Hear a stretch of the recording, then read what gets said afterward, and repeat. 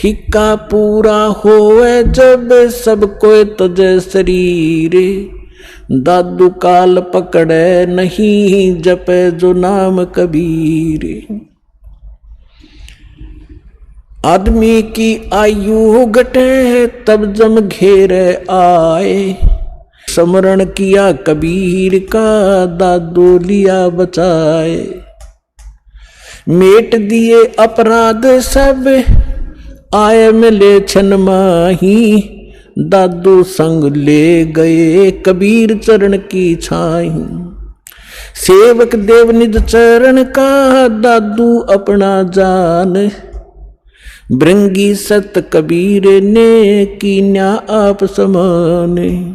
दादू अंतर्गत सदा छिन छिन सुमरण ध्याने, वारू नाम कबीर पर पल पल मेरे प्राणे। सुन सुन साख कबीर की यू काल नवावे माथे, धन धन तीनों लोक में दादू जोड़े हाथ। केरी नाम कबीर का विखम काल गजराज, दादू भजन प्रताप से ये भाग्य सुनत आवाज। पल एक नाम कबीर का दादू मन चितलाए, अस्थि के असवार को ये स्वान काल ना खाए। सुमरत नाम कबीर का कटे काल की पीर, दादू दिन दिन ऊंचा होवे फिर परमानंद सुख सीर। दादू नाम कबीर की जय कोई लेवे ओटे, तिनको कभू लागे नहीं ये काल बज्र की चोटे। और संत सब कूपे हैं केते झरीता नीर, दादू अगम अपार है ये दरिया सत कबीर। अब ही तेरी सब मिटे ये जन्म मरण की पीर, श्वास उश्वास सोमर ले दादू नाम कबीर। कोई सरगुण में रीझ रहा कोई निर्गुण ठहरोवे, दादू गति कबीर की ही मोह से कही ना जावे। दादू नाम कबीर का सुन के कांपे काले, नाम भरोसे जो चले होए नवा का वाले। जिनमो को निज नाम दिया सोए सतगुर हमारे, दादू दूसरा कोई नहीं ये कबीर सिरजनहारे। अब क्या बताया दादू जी ने, क्योंकि गरीबदास जी की महिमा चल रही है, थोड़ा सा इसलिए हिंट देना पड़ा, इसका आगे लिंक है इससे। दादू साहब जी क्या कहते हैं कि सुन सुन साख कबीर की, साख माने महिमा, परमात्मा की सामर्थ्य है। सुन सुनने से जैसे परमात्मा की महिमा जहाँ चलती है तो काल भी माथा रगड़े के वो तो समर्थ है। यो काल यहाँ का भगवान जो है, जो भगवान की महिमा कहीं होती है, सच्चाई उसकी सत्य महिमा सुनाई जाती है तो काल भी नाक रगड़े मत्था टेकता है कि हाँ भगवान तो समर्थ ही है, वो कबीर तो पूर्ण परमात्मा है। तो सुन सुन साख कबीर की, काल नवावे माथ झुकावे माथा, और धन हो तीनों लोक में दादू जोड़े हाथ। फिर देखो कैसी तुलना की है, केरी नाम कबीर का और विखम काल गजराज, दादू भजन प्रताप से यू भाग्य सुनत आवाज। अब 21 ब्रह्मांड का स्वामी है। श्रीमद् भगवत गीता अध्याय नंबर 15 के श्लोक नंबर 18 में गीता ज्ञानदाता ये ब्रह्म है, काल है।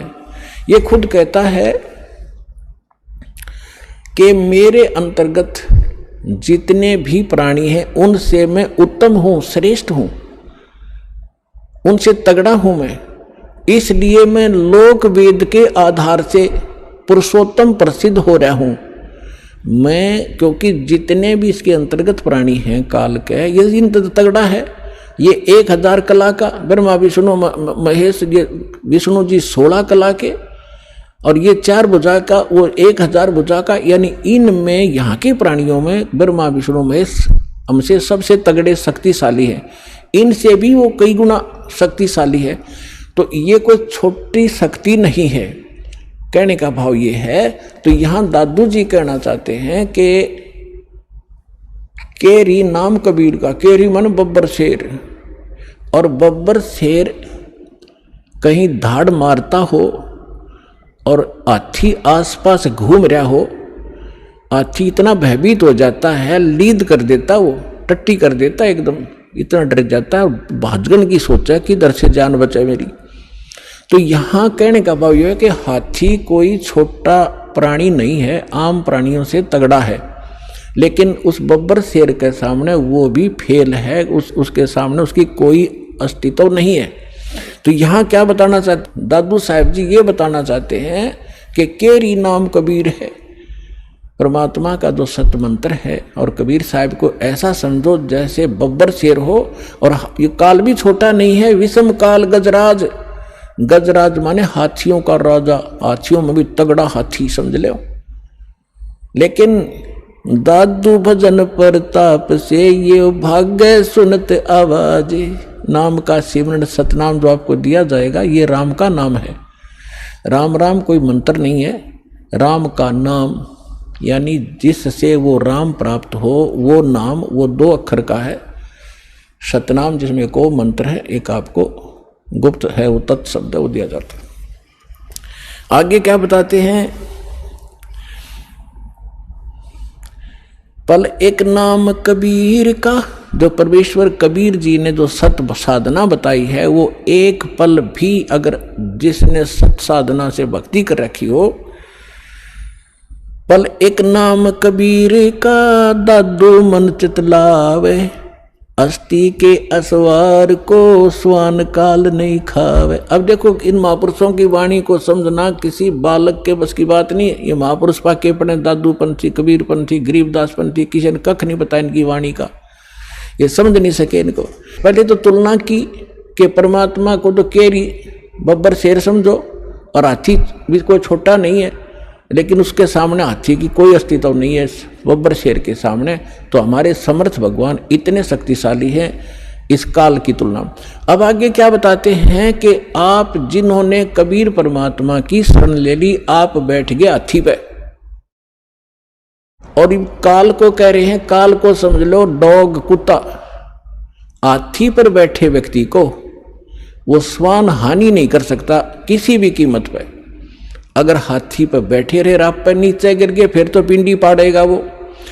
अगर परमात्मा की शरण छोड़ दी तो काल तो खाएगा ही खाएगा, वो तो उसका तैयार बैठा हो। तो जैसे हाथी के ऊपर इंसान बैठा हो और कुत्ते भौंकते रहते हैं, क्योंकि ये बताना चाहते हैं दादू साहब जी कि आप भगवान की शरण में आने के बाद इस काल की रीत से, पहुंच से इतने बाहर हो जाते हो जैसे काल ने समझ लिया फिर कुत्ता, आप बैठ गए हाथी पे, ये तुम्हें किसी भी प्रकार से हानि नहीं कर सकता, निकट भी नहीं आ सकता, आप इतने सुरक्षित हो गए इस कबीर भगवान की शरण। तो यहां क्या बताते हैं,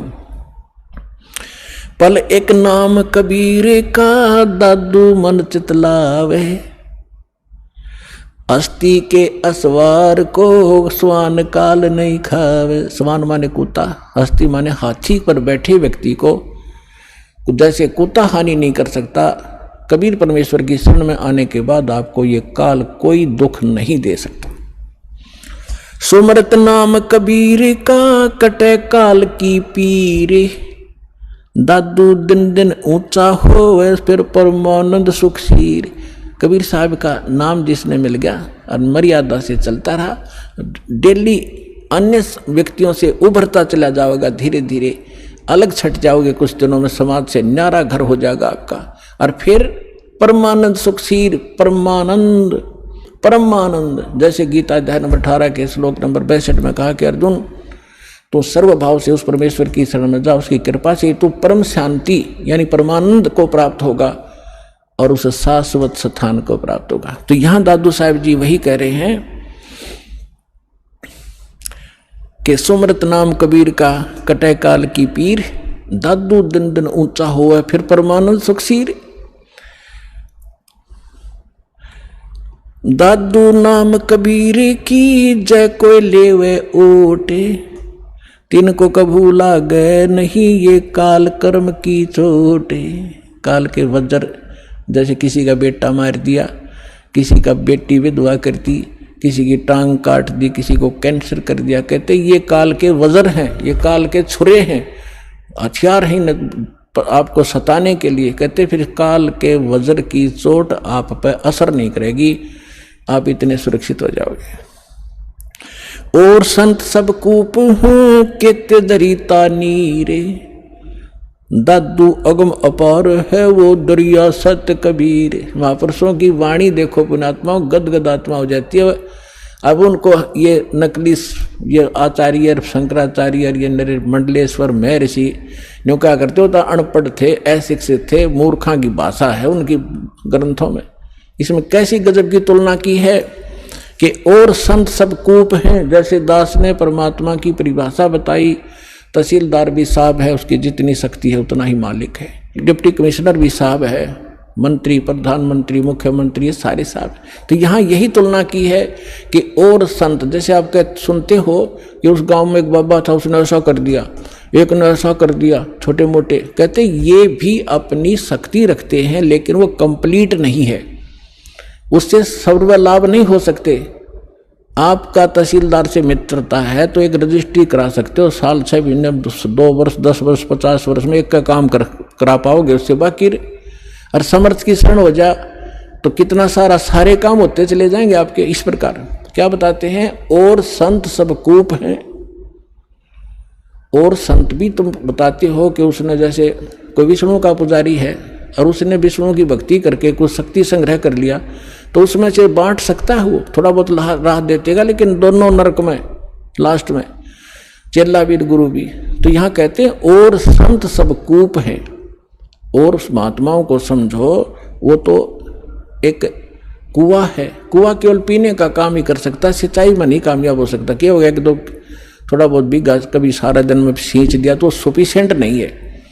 और के तेज रीता नीर, यानी कोई झरने से बह रहा थोड़ा मोटा नाला है, वो भी कंप्लीट राहत नहीं दे सकता उस क्षेत्र को। अब यहाँ बताना चाहते हैं दादू साहब जी कि दादू अगम अपार है, वो दरिया सत कबीर, दरिया है नदी जिसके अंदर पानी का कोई था ही नहीं, उसमें कुएं भी बना लो, नाले भी निकाल लो, नहर भी निकाल लो, नहा भी लो, धो भी लो, सिंचाई भी कर लो, फिर भी फालतू पानी रहे। तो ऐसे समर्थता बताई है कबीर भगवान की, परमेश्वर की, आदरणीय दादू साहिब जी ने। और संत सब कूप हैं केते झरीता नीर, दादू अगम अपार है वो दरिया सत्य कबीर।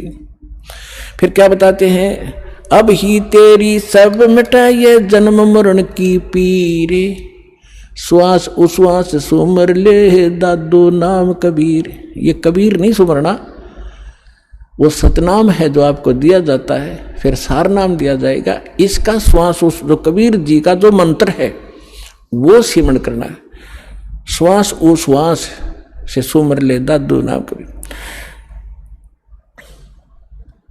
दादू नाम कबीर का सुन के कापे काले, नाम भरोसे नर चले हुए नवा का बाड़। कबीर साहब का जो मंत्र है इसका सिमरण करते रहना, यो काल आपका कुछ नहीं बिगाड़ पाएगा। जिनमो को निज नाम दिया सोए सतगुरु हमारे, दादू दूसरा कोई नहीं ये कबीर सिरजनहारे। तब जो दास साहब को गरीबदास साहिब जी की कथा सुनाना चाहता था। अब जैसे गरीबदास जी की कथा सुना रहा है, इसको आगे बढ़ाते हैं। अब इसको जैसे नानक साहिब जी को परमात्मा मिले थे जिंदा महात्मा के रूप में, सचखंड से आए थे। नानक साहिब जी सुल्तानपुर नाम का एक नगर है, शहर है, उसमें एक राजा था, नवाब था, उसके यहाँ नौकरी करते थे खजाने में। और वो प्रतिदिन नदी पर स्नान करने जाया करते थे। एक साथ में नदी बहती थी, बेई नदी बोलते, बेई, उसमें स्नान करने जाया करते थे। वहाँ परमात्मा आए थे जिंदा महात्मा के रूप में। उनको बहुत सी ज्ञान चर्चा गोष्ठी हुई। पहले नानक जी ने अपना ज्ञान बताया, फिर परमात्मा ने बताया। नानक साहब जी ने कहा भी मैं आँखों देखूं तब बाबा जी तेरी गल मानूं। परमात्मा बोले ठीक है। अब नानक साहब जी ने कहा कि मैं इस दरिया में छुपूंगा, मुझे खोजना। तो उन्होंने डुबकी लगाई, गिल्ले परमात्मा लगा दी, उनके शरीर को अंतर्ध्यान करके अब स्ट्रीम में ले गए जिधर से जल आ रहा था। वह उपस्थित लोगों ने देखा कि नानक जी मर गए, डूब गए, डुबकी लगाई थी, बाहर नहीं आए, और वो शरीर रख दिया अब स्ट्रीम में जिधर से जल आ रहा था। उधर कोई भी ध्यान नहीं जा किसी का, 2-3 किलोमीटर जाकर शरीर सुरक्षित रखा एक स्थान पर, आत्मा को सचखंड ले गए। फिर सारा कुछ बताया कि मैं काशी में रहता हूँ बच्चा, वहाँ आ जाना, सतनाम दूंगा तेरे को। तो नानक जी तीसरे दिन वापस आए थे, दरिया के किनारे घूमते नजर आए। फिर पहली उदासी उन्होंने बनारस की थी कि खोजूं तो जाकर देखूं वहाँ भगवान अर्धाणक रूप में कैसे हो सकता है, कुछ जच्चे कुछ ना जच्चे। जब सामने जाकर देखा वो है जो सकल जिंदा महात्मा वाली ये बैठा भगवान दानक रूप में, जलाए रूप में, फाई सूरत मुल्क की वेश, ए ठगवाड़ा ठगी देश खरा सियाणा बहुता बार, ये धानक रूप रहा करता। अब हम गरीबदास जी की कथा सुनाते हैं। तो क्या हुआ, 3 वर्ष के बाद बच्चे को कोई कहे इसका सब झाड़े फूक लो आए, पता नहीं कहाँ कहाँ ले गए, वैद्यों को दिखाया, सब ने कोई भूत प्रेत का साया बताया, सब फेल हो लिया। आखिर में थक लिए, 3 साल में कुछ असर नहीं हुआ। एक दिन कोई दादू पंथी, एक गोपाल दास नाम का लाला जी था, और वो घर त्याग कर सन्यासी हो गया था, बाल बच्चों को अपना जिम्मेदारी सौंप के, और लाल कपड़े पहने हुए थे। दादू पंथ से दीक्षित था। वो किसी भगत के यहाँ आया करता था, उसका चेला था छुडानी में। जब वो आया 2-3 वर्ष के बाद, ऐसे कई वर्ष में चक्कर लगाता था, तो उस भगत ने, उस गांव वाले ने कहा कि महाराज जी, हमारे एक लड़की का लड़का ऐसे ऐसे एक संत ने कुंवारी गाय का दूध पियाया था, वो जंतर मंतर का, और उसके जंतर मंतर कर दिया, तो मृत्यु को प्राप्त हो गया था। सुन ली भगवान ने, उसके सांस शेष थे, बच गया। अब वो पागल हो गया, और कहा जाता है कि संत की विद्या को संत ही काट सकता है। अगर आप कुछ दया करो तो बच्चे को बुलाऊं। दादू पंथी गोपाल दास जी ने कहा कि बुला, ये झाड़ फूक करना थोड़ी बहुत ये सीख लेते हैं रोटी खाने के लिए, जितने भी ये संत बने, तो बुला, मैं अभी कर दूंगा ठीक।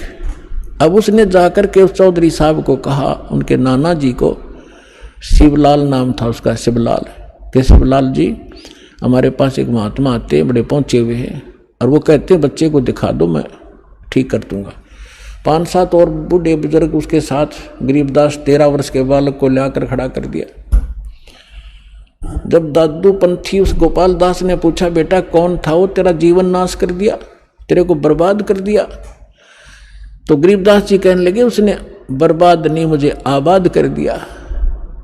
अलल पंख अनुराग है सुन मंडर थीरे, दास गरीब उधार दिया, मोए सतगुरु मिले कबीर। हम सुल्तानी नानक तारे, दादू को उपदेश दिया, जात जुलाहा भेद न पाया, वो काशी माहे कबीर हुआ। जब ये वाणी दादू उस परमेश्वर के प्यारी आत्मा गरीबदास जी ने बोली, उस 62 साल का महात्मा था, 62-65 साल का दादू पंथी गोपाल दास, उसका शरीर आंख भर आई उसकी, और रोंग रोंग खड़े हो गए कि इतनी प्यारी भाषा बोल रहा है इसने, बौड़ा बताओ दुनिया, अरे तेरा गजब भैया। तब उस काफी आध घंटे तक गरीबदास जी वो वाणी बोलते रहे, जो भगवान से परिचित होकर के उन्होंने गए भी खाल विशाल सतगुरु अचल दिगंबर थी रहे दास, ये सारा कुछ बोला। तब वो 62-65 साल का आदमी खड़ा हो गया, महात्मा जिसके वो लोग पूजा कर रहे थे, हाथ जोड़कर कहने लगे, महाराज जी अब वाणी लिखवा दो सारी की सारी, जीवों का उद्धार होगा कलयुग में। परमात्मा को गरीबदास जी यही चाहते थे कि किसी तरह लखनियाँ मिल रहे बने, लेकिन यू कल भाग जाएगा 2 दिन, थोड़ी बहुत लिख के मैंने तो बहुत कुछ लिखवाना है। उसको दर्द करने के लिए उठ चल पड़े गरीबदास जी, उससे बात नहीं की। फिर अब उन लोगों ने सोचा कि 65 साल का आदमी एक 13 साल के बालक का हाथ जोड़ बैठा। उन्होंने ये सोचा भाई इसमें तो बड़ी बला है, बाबा जी का भी चक्कर कटा दिया इसने, यानी कोई बड़ा भूत प्रेत है इस गरीबदास जी में। 65 साल का बाबा भी हाथ जोड़े खड़ा इसका आगे, यू क्या कहे है इसको। अब वो तो अपने घर न चले गए, गरीबदास जी चल पड़े खेतों को, जंगल की साइड में, और वो दादू पंथी महात्मा भी साथ साथ जा। आगे तो अमर वाणी गजब की वाणी है, क्योंकि परिचित था संतों की वाणी से, दादू से भी परिचित था कि उनको कोई संत मिले थे जिंदा महात्मा के रूप में। दादू पंथी ये नहीं मानते कि कबीर काशी वाला मिले थे, और उन्होंने खुल के लिख रखा अपने ग्रंथ में, तो सब की बुद्धि में पत्थर पड़े हुए। तीसरे दिन गरीबदास जी ने कहा कि बाबा जी बात सुन ले, जब सारा लिखे जितना मैं लिखवाऊं तो मैं लिखवाऊं, नहीं तो जा अपने घर में। उन्होंने कहा दादू के पंथी ने, गोपाल दास जी ने, कि महाराज जी मैं तो घर तक कति फ्री हो रहा हूँ और मेरा काम में कुछ नहीं बचा रही, ये परमार्थ का काम सेवा मुझे मिल जाए, इससे बड़ा कोई मेरे लिए काम नहीं, कोई परमार्थ नहीं। तो गरीबदास जी का एक, उन्हीं के नाना का एक बेरी का बाग था, बेरी, बड़बेरी बोलन से, उसमें एक जंडी का पेड़ था बहुत भारा। उस जंडी के पेड़ के नीचे गरीबदास जी और वो दोनों गोपाल दास जी बैठ जाते। गोपाल दास जी बनिया था, उसको लिखना आता था, वो लिखता था, गरीबदास जी बोलते थे। 6 महीने के में ये वाणी पूर्ण हुई जो आज दास के पास उपलब्ध है, और जो आपके सामने वो अमृत बखेर रहा हूं। तो इन सब बातों से ये सिद्ध हो गया कि हमारे सदग्रंथ बतावें और आंखों देखा संत बतावें कि धानक रूप रहा करतार। गरीबदास जी ने कहा, अनंत कोट ब्रह्मांड का एक रति नहीं भारे, सतगुरु पुरुष कबीर हैं ये कुल के सर्जनहारे।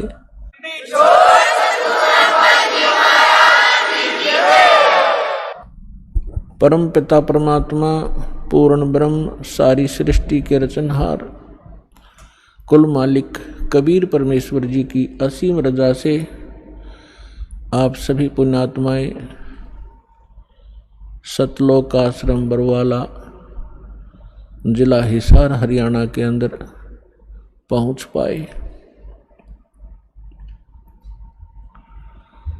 जिस आत्मा के ऊपर परमात्मा विशेष प्रसन्न होते हैं उन्हीं को ऐसे शुभ स्थान और शुभ समागम उपलब्ध हुआ करते हैं। सकल पदार्थ हैं जग माही और कर्महीन नर पावत नाहि। पुण्यात्माओं, आप बच्चे हो, विद्यार्थी हो, टीचर को पता होता है कि यदि ये विद्यार्थी अच्छी तरह शिक्षा ग्रहण करके परीक्षा में सफल हो गए, इनका जीवन बहुत ही उज्जवल होगा, इनका भविष्य, इनको अच्छी नौकरियां मिलेंगी, बड़े सुखी रहेंगे। लेकिन उस समय बच्चों को वो बात नहीं याद रहती कि हम किस लिए पढ़ रहे हैं, और वो अच्छे विद्यार्थी जो होते हैं टीचर के बताए प्रत्येक क्लास वर्क होमवर्क को करते ही रहते हैं, तो सफल हो ही जाते हैं, फिर उनको वो वस्तु प्राप्त स्वाभाविक हो जाती है। आप वो विद्यार्थी हैं जिनको जन्म और मरण के रोग से छुटकारा पाने का और सतलोक के अंदर जाकर के वो स्थायी सुख प्राप्त करने का शुभ अवसर प्राप्त हुआ है। इसमें यदि आप उन विद्यार्थियों की तरह लगन से इन सभी क्रियाओं को करते हुए संसार छोड़कर चले गए तो आपको वो स्थान प्राप्त होगा जो आज तक हजारों वर्षों तक ऋषि महर्षि प्रयत्न करके निष्फल रहे। तो आप कितने पुण्यकर्मी हो, आप कितनी पुण्यात्मा हैं। लाल की कीमत का लाल को ज्ञान नहीं होता, जौहरी बताया करता है। ये दास जौहरी है, आप उस परम पिता के लाल हो। आपको मालूम नहीं, इस दास को मालूम है आपके लिए वो परमात्मा कितने भटक रहे हैं। आपने काल की भांग पी रखी है, आप जी को केवल यहाँ के संसारिक सुख दिखाई देते हैं, भविष्य का आपको कोई आपके भविष्य में आगे नेक्स्ट जीवन में क्या होगा, इससे आप बिल्कुल अनभिज्ञ हैं। परमात्मा कहते हैं गोता मारूं स्वर्ग में, जा बैठूं पाताल, और गरीब दास ढूंढता फिरूं अपने हीरे मोती लाल। आप कहां से आए हैं, ये ना तो आपके बस की बात यहां आना, केवल परमात्मा ही आपको यहां लाता है। पहले तो आप तक संदेश भेजा, ऐसा अनमोल ज्ञान किसी भी माध्यम से, किसी भक्त के माध्यम से, किसी बुक के माध्यम से, या किसी टीवी चैनल के माध्यम से, और फिर आपको प्रबल प्रेरणा की उस परमपिता ने, और फिर आपकी व्यवस्था की। यहाँ तक आने में कोई मध्य प्रदेश से आ रहे हैं, कोई उत्तर प्रदेश से आ रहे हैं, कोई महाराष्ट्र से, कोई उड़ीसा से। पुण्यात्माओं, आज हम इतने लेजीमैन हो चुके हैं, हम अपने पड़ोसी घर में भी नहीं जाएं, जो सोचें फिर मिलेंगे मित्र को, और आप इतने दूर यहाँ आ गए। कहते करे करावे साईं मन में लहर उठा, दादू सदर जीव के वो आप बगल हो जा। तो आपके ऊपर कितनी रजा है सोच भी नहीं सकते। इतनी दूर आना, ट्रेनों के अंदर कितनी कठिनाई होती है, लेकिन आपके पिछले पुण्य इतने प्रबल हैं कि आपको वहाँ रुकने नहीं देते। और पिछले ही तप से होते हैं पूर्ण हंस मुराद, पिछले संस्कार आपके साथ हैं। आप किसी समय परमात्मा कबीर जी के साथ रहे हो, जब भगवान धरती पर आए हुए थे। उस समय आप अशिक्षित थे, आप परमात्मा को परमात्मा नहीं मान सके, लेकिन परमात्मा से प्राप्त उन साधनाओं को करते रहे, मोक्ष प्राप्ति नहीं कर सके, लेकिन आपको परमात्मा ने इतना पुण्य युक्त कर दिया उस समय। सन 1398 से सन 1518 तक 120 वर्ष परमेश्वर कबीर जी इस पृथ्वी पर ज्ञान बांटते रहे।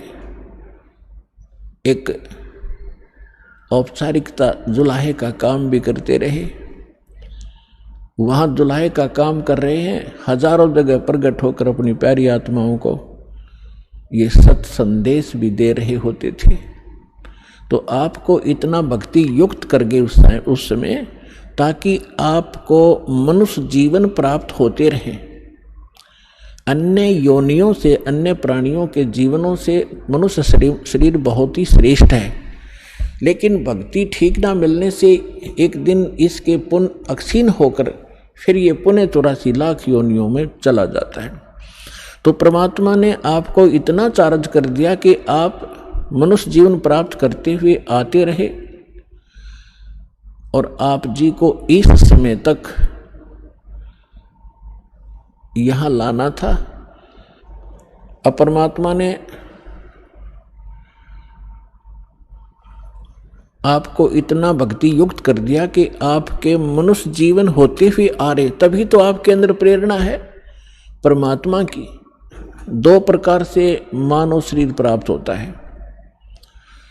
एक तो विधान है परमेश्वर का, इस काल को बनाकर दे रखा है, और काल की मजबूरी बना रखी है कि इसने मानव शरीर एक आपको देना ही पड़ता है, क्योंकि इसने 1 लाख मानव शरीरधारी प्राणियों के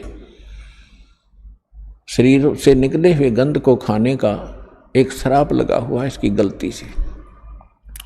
2 प्रकार से मानव शरीर प्राप्त होता है। एक तो टर्न वाइज, यानी परंपरागत प्राप्त होता है। 84 लाख प्रकार के इन शरीरों में कुत्ते, गधे, मक्खी, मच्छर, पशु पक्षियों के जीवनों को भोगते हुए एक मानव शरीर प्राप्त होता है। तो जो ऐसे प्राप्त मानव शरीर प्राणी है तो वो भी अच्छी किस्मत, जो क्योंकि पीक प्राइम टाइम में जन्मा है, लेकिन उसके अंदर भक्ति की कसक नहीं होती। 100 बार कहने से भी उसकी आत्मा प्रेरित नहीं होती।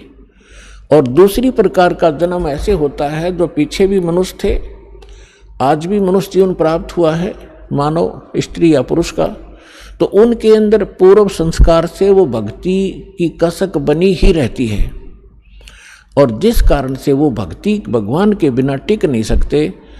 चाहे कहीं पहाड़ पर जाना पड़े देखा देखी, चाहे कोई मंदिर में आस्था बनानी पड़े, या कोई व्रत रख के अपनी संतुष्टि करनी पड़े, वो टिक नहीं सकते, क्योंकि वो पिछले संस्कारी प्राणी है।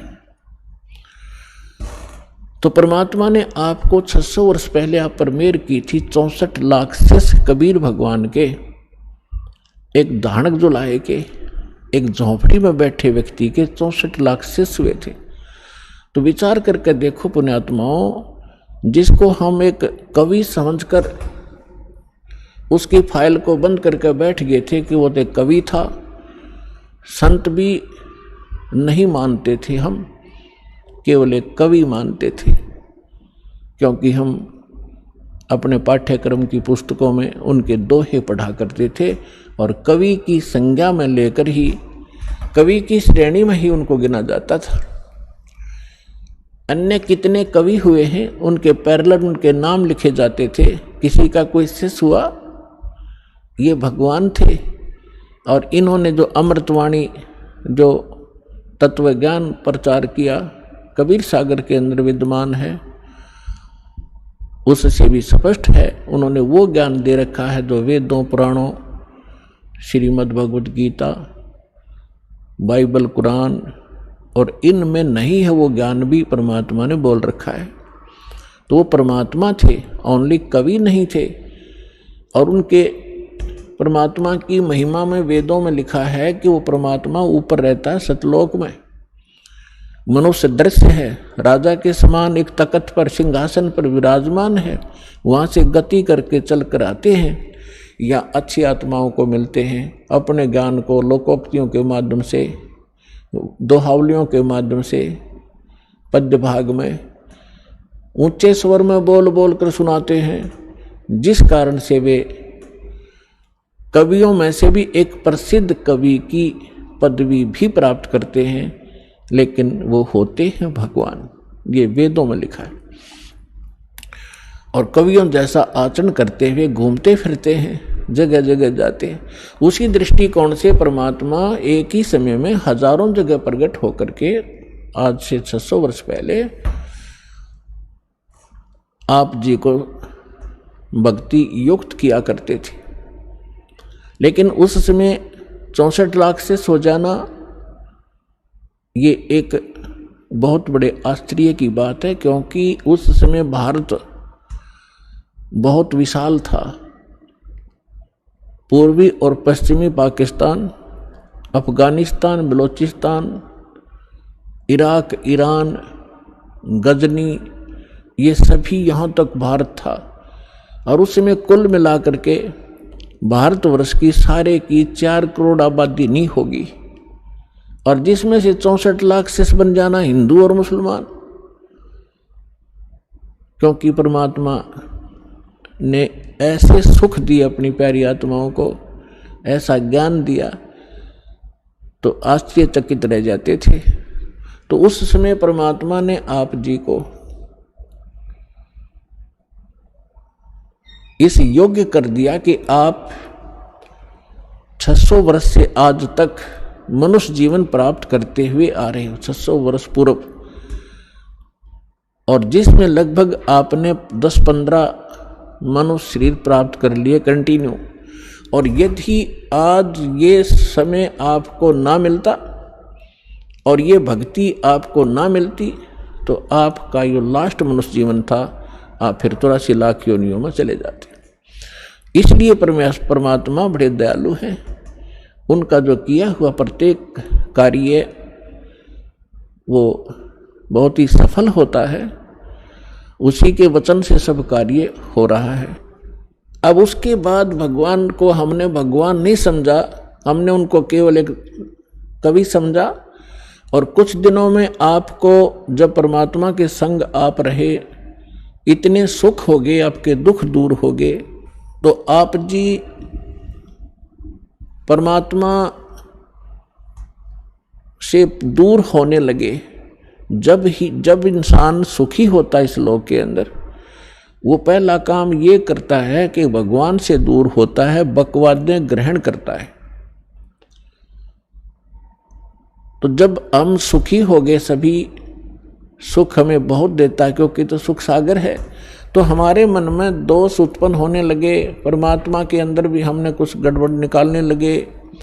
तो परमात्मा कबीर जी ने एक लीला की थी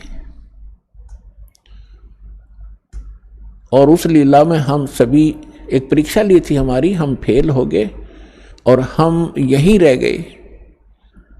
अब काल ने कैसा जुल्म किया, किसी को कहीं पटक दिया, किसी को हरियाणा में, किसी को राजस्थान में, किसी को मध्य प्रदेश में, किसी को उड़ीसा में, भाषा भी ना समझ में आवे, किसी को नाइजीरिया में, किसी को अमेरिका अफ्रीका में। उन प्यारी आत्माओं को जो परमात्मा की भक्ति किया करते थे, उन्हीं में से ये सारे अफसर बने हुए हैं, राजा बने हुए हैं, एमएलए एमपी बने हुए हैं, क्योंकि पिछले पुण्य के बगैर ऐसे उच्च पोस्ट प्राप्त नहीं होती। और जब तक इनको पुनः वो ज्ञान नहीं होगा कि हम कौन हैं, हम किस लिए जन्मे हैं, मानव शरीर केवल इसलिए प्राप्त नहीं होता कि आप माया इकट्ठी करो, संसारिक प्रभुता प्राप्त करो, सारा कुछ हो गया, करोड़ों की संपत्ति भी होगी, आपकी यहाँ आसपास के क्षेत्र में कोई एमपी मंत्री मिनिस्टर बनकर महिमा भी होगी, क्योंकि आप पिछले पुण्य आपके साथ थे, वो मलाई वो बैटरी आपकी चार्ज थी, वो चल रहा था। फिर आपकी मृत्यु हो जाएगी और नेक्स्ट जीवन क्या होगा, फिर कुत्ते की योनि में, गधे के शरीर में यहाँ भटक रहा होगा। तो खाक वो संपत्ति क्या काम आई आपके, और क्या वो महिमा ने आपका साथ दिया। चाहे आपकी मृत्यु के उपरांत यहाँ पर कोई आपका बुत बनाकर, आपका तस्वीर बनाकर सालाना, चाहे आपके उस देश के लोग उस पर बेशक माला अर्पित करते रहें, आप गधा बनकर धक्के खा रहे होंगे। तो जब हमें ये पता चलेगा, तब हम सभी, चाहे कोई किसी पोस्ट प्राप्त है, कितना धनी है, चाहे गरीब है, उसको फिर इस बात से चिंता बनेगी कि सचमुच ये तो हो ही रहा है। पता नहीं कितने आप देख रहे हो प्रधानमंत्री, राष्ट्रपति, 1 मिनट में मृत्यु हो जाती है, फिर क्या, कहाँ गई वो प्रभुता? आगे का इनको पता नहीं, आगे का उन परमात्मा ने बताया और परमात्मा से परिचित जिन महापुरुषों ने बताया,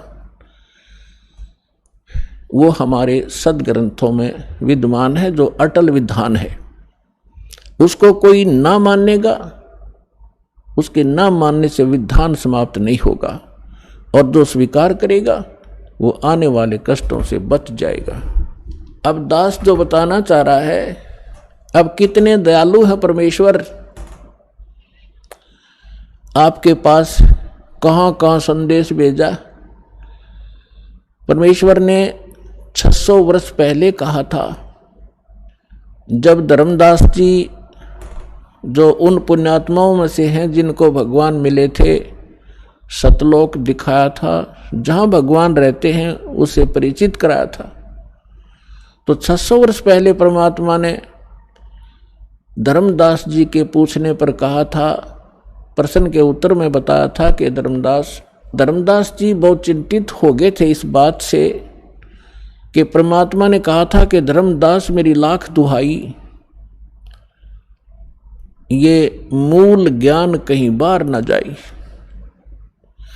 और मूल ज्ञान बाहर जो पढ़ी, ये बिचली पीढ़ी हंस नहीं तरही। और मूल ज्ञान तब तक छुपाई जब तक ये 12 पंथ ना मिट जाई। फिर धर्मदास जी से कहा था कि धर्मदास मेरी लाख दुहाई, ये सार नाम कहीं बाहर ना जाए, सार नाम बाहर जो पढ़ी, ये मेरी बिचली पीढ़ी हंस नहीं तरही। अपने आत्मा, जब आप परमात्मा के साथ थे वो 64 लाख तो पहले आएंगे, उसके बाद फिर जो अन्य पुण्यात्माएं आपके घरों में जो आएंगी, आपके संतान रूप में, आपके कोई नाती रूप में, पोता या पोती रूप में, वो तो अलग से आएंगी। बहुत अच्छी आत्माएं आपके घर जन्म लेंगी जो परमात्मा के स्टॉक में पहले से रखी हुई है। उस परमात्मा कबीर जी का इस काल के प्रत्येक लोक में 21 ब्रह्मांड में एक गुप्त स्थान है जहाँ पर उन पुण्यात्माओं को परमात्मा ने रखा हुआ है जिनको पिछले कलयुग में सार नाम प्राप्त हो गया था, वो पार हुए नहीं और फिर वो काल के हत्थे चढ़ गए थे। क्योंकि इस ज्ञान से आपकी आत्मा में ऐसा दृढ़ निश्चय अवश्य हो जाएगा कि ये सुख जो है, चाहे राष्ट्रपति बन जा, चाहे प्रधानमंत्री बन जावा, और भले ही हम कोई देव पद प्राप्त कर लें, आपकी आत्मा धिक्कारेगी उसको। तो कबीर साहब के साथ ना जाने करके कुछ अच्छी आत्माएं जिनको सार नाम प्राप्त हुआ था किसी कलयुग में, तो वो पार ना हुई, दूसरे संस्कारवश किसी लोक में चले गए। तो उसके लिए परमात्मा कहते हैं शिव मंडल ब्रह्मापुरी, शिव मंडल ब्रह्मापुरी चाहे विष्णु लोक में हो, हमरे गुण भूले नहीं तो आंड छुटाऊं। तो जैसे कोई भक्त इस ज्ञान से परिचित और किसी कारण से नाम खंडित हो जाने से उसकी मृत्यु हो जाती है, तो वो कहाँ जाता है? आपको प्रथम मंत्र में श्री ब्रह्मा जी, श्री विष्णु जी, श्री शिव जी, श्री गणेश जी और श्री दुर्गा जी आदि इन देवों के वो मूल मंत्र दिए जाते हैं जिनसे आपको बहुत लाभ मिलना है। तो उस कारण से आप पार ना हो गए तो इनके लोकों में जाओगे वो सुख भोगने के लिए जो आपको इस प्रथम मंत्र के बेनिफिट प्राप्त हुआ है। ये लाभ आप वहाँ अक्षीण करने चले जाओगे। वहाँ जाकर आपको याद आएगा कि ये तो गुरुजी बताया करते थे कि हमने यहाँ का देव पद भी नहीं लेना, राज्य पद प्राप्त नहीं करना, यहाँ हमारे पुण्य नाश होते हैं। तो वहाँ जाकर फिर वो रोते हैं। और ये जो प्राइम टाइम होता है इसका सीमा है।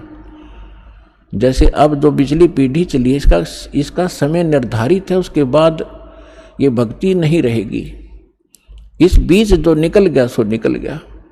तो वो भक्ति जो युग है उसका समय समाप्त हो चुका होता है और उनकी मृत्यु हो जाती है। वो कोई ब्रह्मा जी के लोक में जा रहा होता है, कोई विष्णु जी के लोक में, कोई गणेश जी के यहाँ अपने इन मंत्रों के पुनों के आधार से, भक्ति के आधार से इनको वहाँ खाता है, बर्बाद करता है।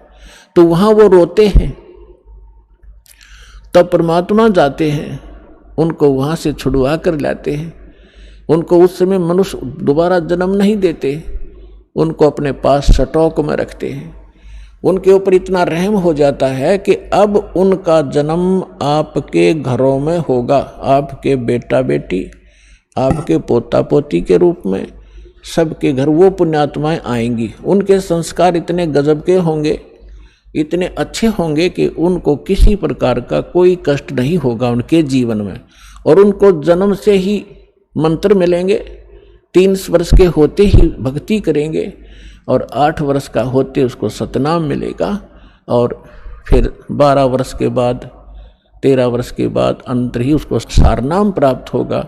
अब के वो मोक्ष प्राप्त कर जाएंगे। आप भी करोगे क्योंकि ये भक्ति युग प्रारंभ हुआ है। और या तो इसी जन्म में पार हो जाओगे, देखो कोशिश करना कि इसी जन्म में पार हो, फिर तो फिर ही होता है। नेक्स्ट लाइफ का, नेक्स्ट जीवन की सपने में भी इच्छा मत रखना। फिर भी किसी कारण से पैर फिसल जाता है तो वो फिर तुरंत ही मनुष्य जीवन प्राप्त करके तुरंत ही भक्ति पर लग जाता है। अपने आत्माओं देखो, आप भक्ति और इस अध्यात्म मार्ग से परिचित नहीं है। अब जैसे यहाँ कितने दुखी भक्त आते हैं, रोगी आते हैं, सब जगह जवाब मिल जाता है, वो यहाँ लेकर आते हैं, हमारे भक्त उनको समझाते हैं कि चलो आप वहाँ ठीक हो जाओगे। तो वो केवल ठीक होने के उद्देश्य से जो आते हैं और वो ये सोचते रहते हैं कि हम ठीक हो जाएं, बस इतना ही हमें चाहिए, तो उनको परमात्मा राहत शीघ्र नहीं देगा। आप ये उद्देश्य लेकर आओ, इस ज्ञान को समझाओ, जिसको भी आप लाते हो अच्छी बात है, ज्ञान समझाओ और ज्ञान समझा कर फिर उनको नाम दिलाओ, फिर परमात्मा तुरंत हाथ पकड़ लेता है। और यदि ऐसे ले आते हैं और वो इस उद्देश्य से आते हैं, बुरी बात नहीं है, अच्छा है। यदि वो व्यक्ति नाम, क्योंकि नाम तो हम देंगे ही देंगे, समाधान तो बाद होगा, जो पहले मंत्र दे देंगे। अब नाम जिसने मिल गया और अंतिम सांस गिरना, मरना तो उसने था ही, इस मंत्र को एक बार पूरा बोल दे, सुन ले, वहां पर ना बोल सके और मृत्यु हो जा तो भी उसको मनुष्य जीवन मिलेगा, उसमें बीज भक्ति का बूगा। हमने असंग जन्म हो गए, जन्मते मरता ने, धक्के खात्या ने, और अब मनुष्य जीवन प्राप्त होगा तुरंत ही 10वें महीने या सतलोक आश्रम बरवाला में आ लेगा और उसका फिर जीवन शुरू हो गया।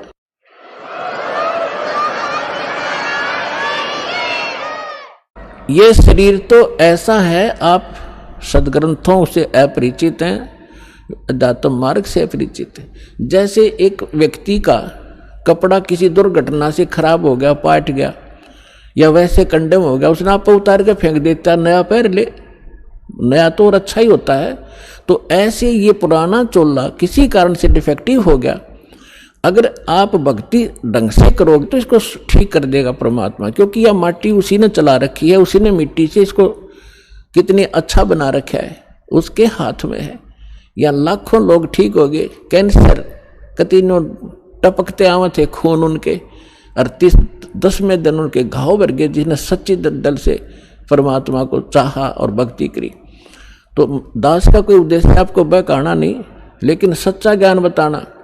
और आप देख रहे हो यहाँ पर जो भी पैसा आता है आपका दान किया हुआ, सारा परमात्मा के भक्तों के लिए खुला भंडारा खोल रखा है, सारी व्यवस्था कर रखी है। केवल परमार्थ के लिए परमात्मा ने दास को भेजा है। आप भगवान के बच्चे हो, दास भगवान का नौकर है, और नौकर को हमें हमेशा डर बना रहता है कि भगवान के बच्चों को, मालिक के बच्चों को ऐसी धाना हो जा जिससे मालिक रुष्ट हो जा, उसकी नौकरी को खतरा ना हो जा। तो दास इस उद्देश्य से आपकी सेवा कर रहा है। आप सच्चे दिल से जब भक्ति करोगे आपका मोक्ष होगा। और जो प्रसंग चल रहा था कि 64 लाख तो वो आएंगे, उन 64 लाख के घर वो भक्त आएंगे जो परमात्मा के रिजर्व बैंक में रखे हैं आत्माएं। और उसके बाद जो अन्य भी जन्म ले रहे हैं, अरबों प्राणी है मनुष्य जीवन में, तो उनके लिए कैसा होगा कि जैसे एक बार आपको कथा सुना रखी है कई बार दास ने, ये कागभूषण जी एक बहुत बड़े महापुरुष माने जाते हैं, अपने पुराणों में कथा आती है।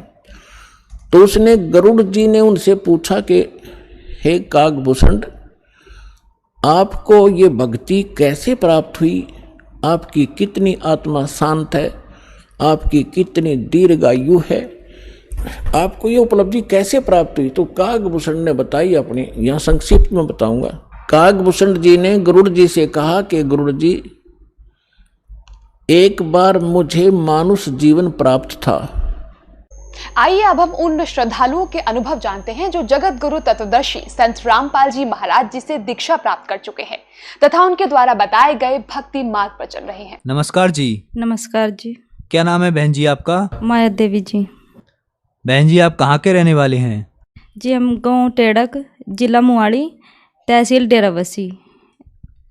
बहन जी संत रामपाल जी महाराज से आपने नाम दीक्षा कब ली? जी मैंने 2017 में ली जी। संत रामपाल जी महाराज से नाम दीक्षा लेने से पहले क्या आप कोई भक्ति साधना करते थे? हाँ जी, मैं सभी देवी देवताओं की भक्ति करती थी जी।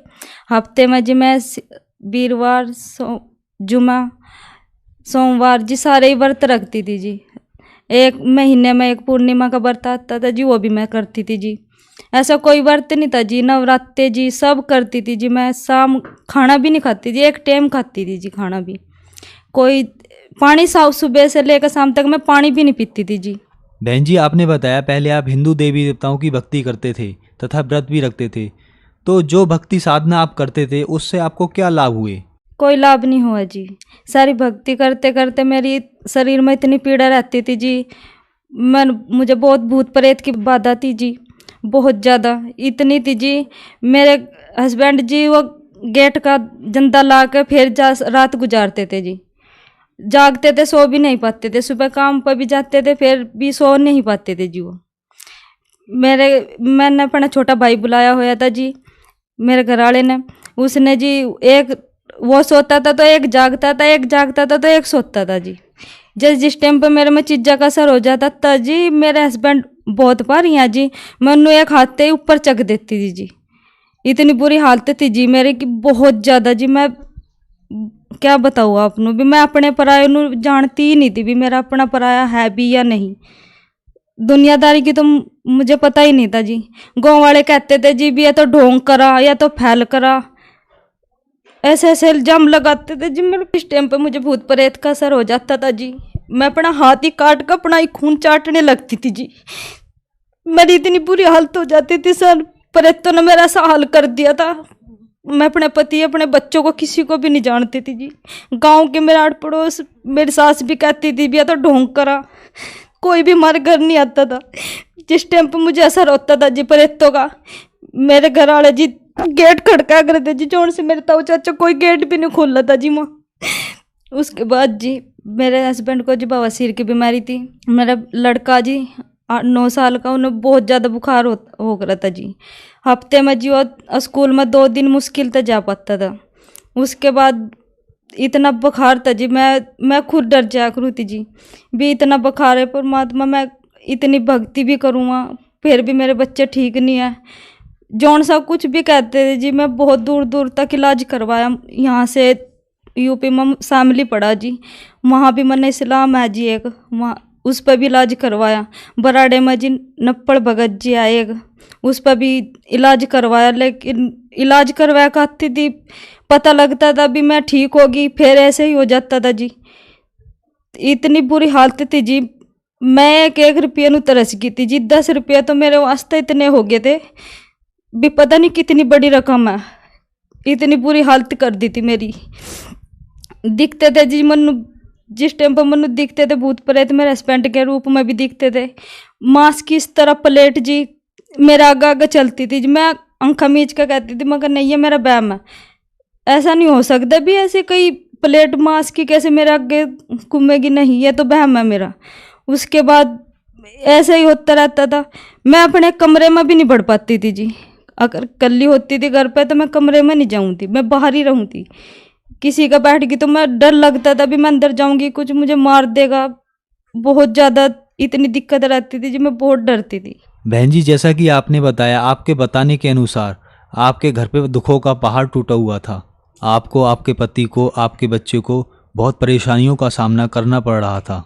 तो फिर संत रामपाल जी महाराज के बारे में जानकारी आपको कहाँ से मिली? चाचा जी मारे, उन्होंने हमें समझाया, संत रामपाल जी महाराज का ज्ञान बताया भी अब परमात्मा है, धरती पर आए हुए संत रामपाल जी महाराज के रूप में आए हुए हैं। तो मैं यकीन नहीं था जी, मैं इतनी पूजा करा करूँ थी तो मुझे यकीन नहीं हो रहा था जी, मैं किस तरह विश्वास कर लूँ, यकीन नहीं हो रहा था जी मुझे बिल्कुल भी मैं किसी बात पर भी विश्वास करूँ किस पर ना करूँ, मेरी समझ तो पर था जी सब कुछ। क्यों मैं इतनी पूजा करा करूँ थी जी, मुझे कोई लाभ नहीं हो रहा था।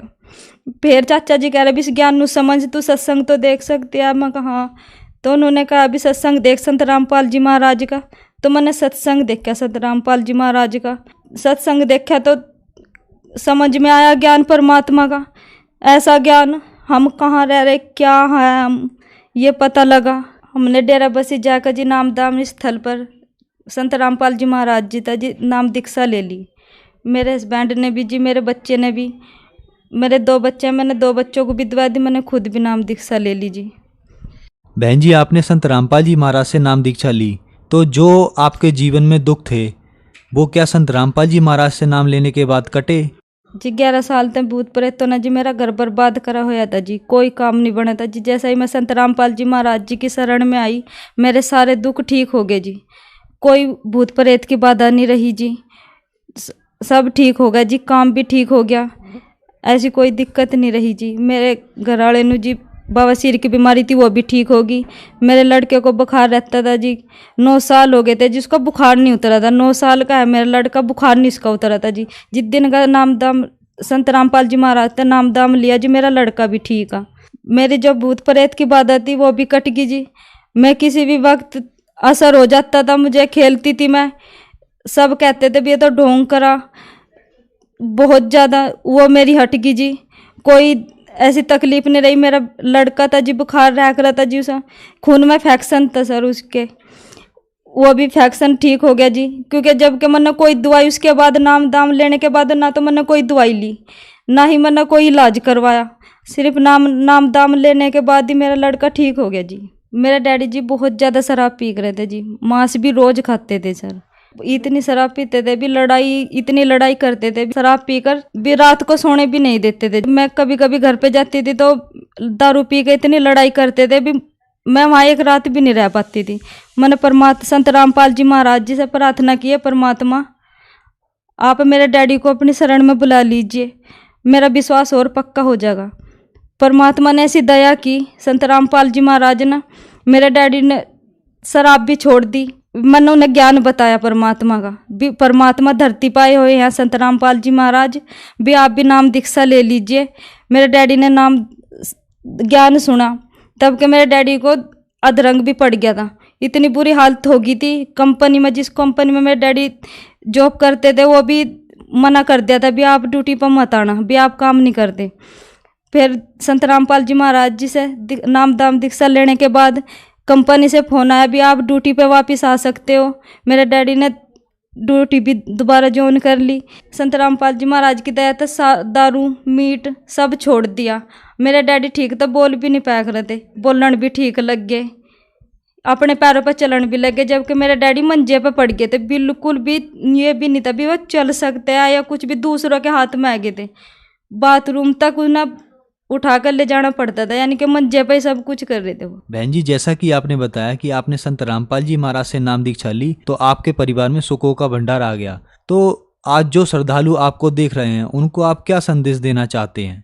संदेश तो परमात्मा ही देंगे, मैं तो अरदास कर सकती हूँ। मैं अपने घर को भी, जो उनसे मेरे भाई हैं, अपने ताई जी को भी, सबको मैं अरदास ही कर सकूँ भी आप भी परमात्मा की शरण में आइए। सच्चा ज्ञान है, सतगुरु संत रामपाल जी महाराज ये पूर्ण परमात्मा है, इनके अलावा कोई भी इस सृष्टि को कोई नहीं तार सकता। यही है जो ऐसा ज्ञान दे रहे जिससे मुक्ति हो रही है। संत रामपाल जी महाराज से नाम दीक्षा कैसे ले सकते हैं? अनेक चैनलों पर संत रामपाल जी महाराज जी का सत्संग आ रहा है, उस पर नंबर भी आ रहा है जी पट्टी पर, उस पर फोन करके आप नाम दाम स्थल पूछ सकते हैं, आप नाम दाम दीक्षा ले सकते हैं। धन्यवाद जी। सत्संग। अगर आप ये वीडियो YouTube पर आइए अब हम उन